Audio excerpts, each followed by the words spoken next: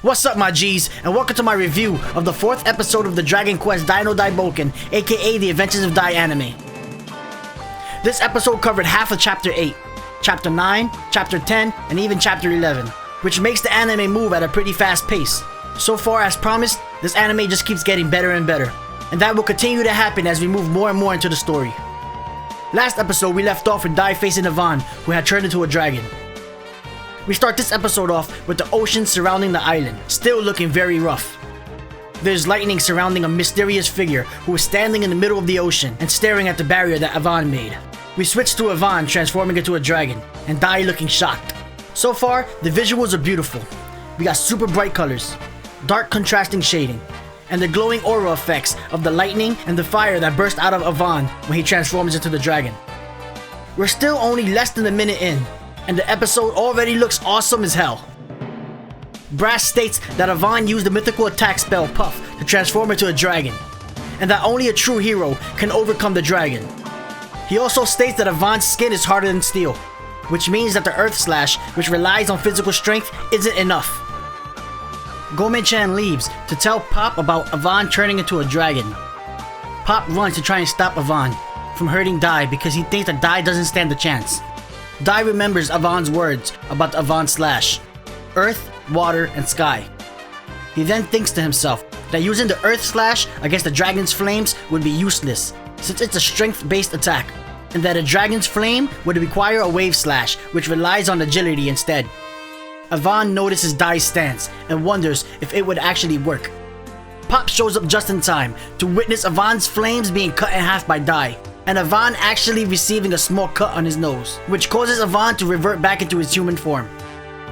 All of a sudden, the island starts to shake. Ivan states that someone is trying to breach the barrier that he created. No normal monster would be able to pass through it. Even Dai could sense whatever it was approaching. Brass seems to know what this intense energy is, and Ivan is ready for what appears in front of them: the Dark Lord Hadlar. Brass states that Hadlar looks younger than before. Hadlar then reveals that Ivan is actually the hero who defeated him long ago.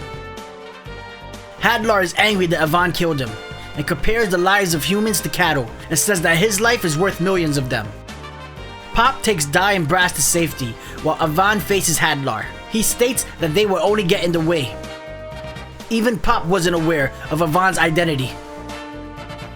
Even more sudden than Hadlar's arrival, Hadlar shoots a fire spell at Ivan, who catches it and crushes it with his hand. That right there looked badass. Ivan showing that he was no pushover, and he was ready to face Hadlar. This had me hype as hell. Ivan then attacks with a sizzle spell, which is a fire attack that hits Hadlar. The attack is a direct hit, and Hadlar is on fire, but he starts laughing and swipes the fire away, also getting rid of his cloak. He says that heat and explosion attacks are his specialty. Hadlar attacks with a sizzle spell of his own that Ivan cuts in half with a Wave Slash, the same way that Dai cut his Dragon's Flame attack, except Ivan seems exhausted. He states that Hadlar is even stronger than before.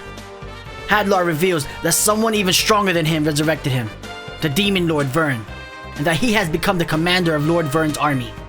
Hadlar offers Ivan the same deal that he offered him 15 years ago, to join him as his second and take over the world, but Ivan refuses. This is the same question that is asked to you when you fight the Dragon Lord in Dragon Quest I that started the Dragon Quest franchise, and I think that this is a pretty cool homage to that scene in the game. After being called a mere servant of the Demon King, Hadlar starts to get ready to use the Kaboom spell, which is the strongest explosion attack. Meanwhile, Ivan readies his stance, and we get a nice beautiful collision of the Avon Strash and the Kaboom spell, which plays out like a beam struggle from Dragon Ball Z. Afterwards, Ivan falls to his knees, and Hadlar receives a diagonal slash onto his chest. Hadlar states that the Avon Slash may have taken his life before, but it lacks the edge now against his resurrected power, and the slash on his chest starts to heal up, leaving a scar. Dai tries to interfere in the fight, and is stopped by Pop. Dai also states that Ivan used up most of his magic power turning into a dragon in his efforts to help train Dai. Hadlar is about to strike Ivan down, who is still on his knees, when Dai jumps in to interfere anyway. He jumps behind Hadlar with the sword and goes to slash him, but Hadlar stabs Dai with a single finger, and then he starts to slam him on the ground the same way Hulk did to Loki in the first Avengers movie. Hadlar then throws Dai aside like a piece of trash.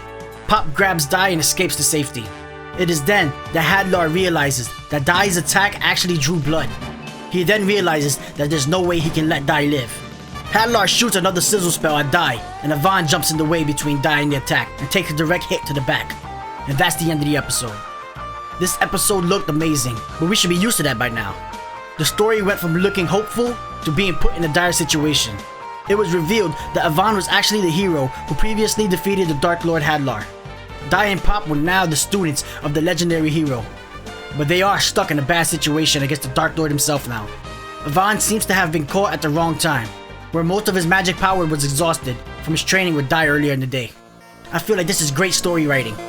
It brought together the story that was teased in the beginning of the show and the current events all in just one episode. Our heroes are now left in a dire situation, and that's the best way to end the episode in my opinion.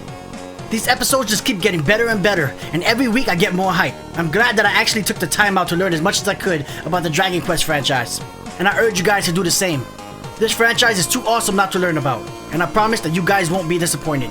I hope you guys will continue to join me as I cover every episode of the Dragon Quest Dino Daibouken anime as it comes out, and I'll see you next time with the next Dragon Quest video. Peace out, my G's.